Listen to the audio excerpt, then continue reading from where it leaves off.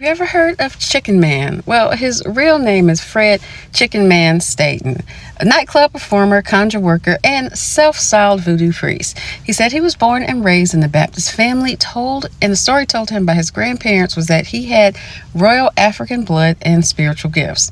As a young man, he made trips into voodoo communities in Haiti and Louisiana to study the religion and magical arts. Then he built a stage persona, Prince Kiyama, doing fire eating, snake handling, and the stunt that named him hypnotizing a chicken, taking the head,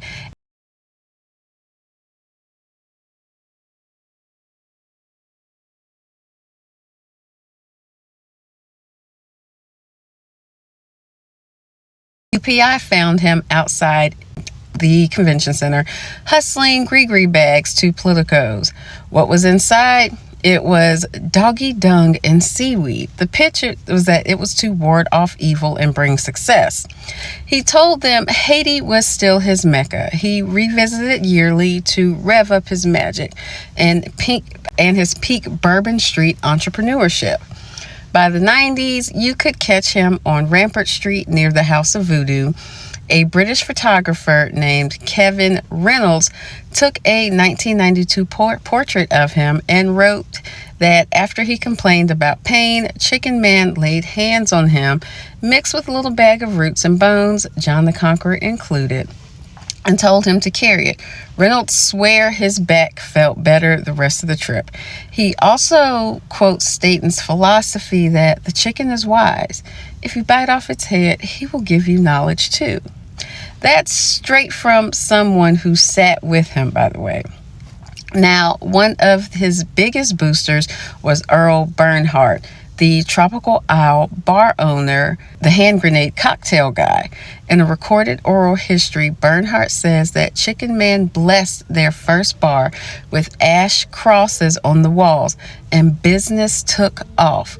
When Staten died in December 1998, Bernhardt heard the body might end up in the Potter's Field, and said, "Nope, we're gonna do his funeral right." Followed on January 31st, 1999 was part jazz funeral, part voodoo pageant.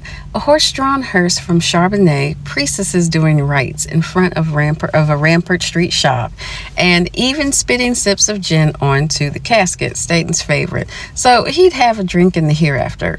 Bernhardt says reporters came from everywhere, and it even landed on the front page of the New York Times Metro section. That's the send-off of a French Quarter folk anti-hero. A quick reality check, though, because plenty of Staten's claims were a bit out there. Local guides and write-ups repeat the Baptist grandfather and royal descent origin story. Some fact checks called other boasts questionable, but that's New Orleans. The myth is always going to be a little bit more, but hey, the man was a legend, and what's not in doubt is his character. A magazine quoted him as being a French Quarter icon, a Haitian-born showman who rebranded himself as the Voodoo King of New Orleans. He handed out lucky chicken feet, blended street theater with spiritual hustle. They also credit Bernhardt for paying for that lavish funeral and note that it got national press. It's a snapshot of how commerce, spectacle, and sacred ritual all kind of blended together to bring folks together in the city on his final homegoing. And just to ground this, the voodoo was real. The living religion, the family-based ancestor offering was mostly private. The sensational chicken act was Staten's showbiz edge, not the heart of faith, his or any others. So keep that in mind when you hear this story and read about headlines.